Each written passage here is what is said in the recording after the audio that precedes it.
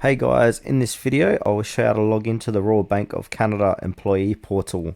Please make sure to watch this video to the very end so you don't miss out on important information and to not make any mistakes. In saying that, let's dive into it.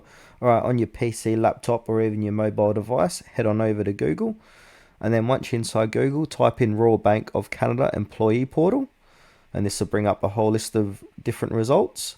So what you want to do is find the one there it says rbc.com employee login options. So go ahead and click into that.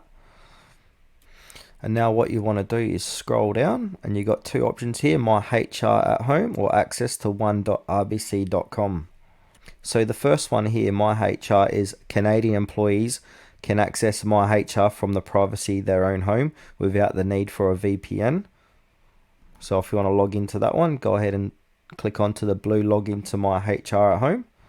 And the second one here is access at one.rbc.com. So one RBC enables RBCers to access key information, connect with enterprise life and optimize workplace productivity anytime, anywhere from inside or outside the RBC network. So if you want to log into that, click on to log in now.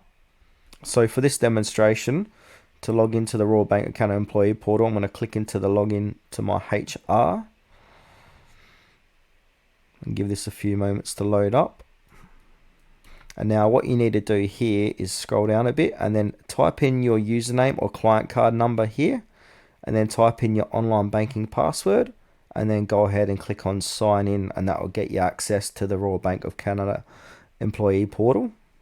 And now for instance, if you've forgotten your password or username, there is an option here to go to online banking to recover your account username or reset password, and then return here to sign into My HR. So if you go ahead and click on to go to online banking, this will bring up another web page where you can go ahead and reset your username or password. So yeah, that's it for this quick tutorial, guys. Thanks for watching to the very end. Please consider to like this video and subscribe to our channel if you found it was helpful.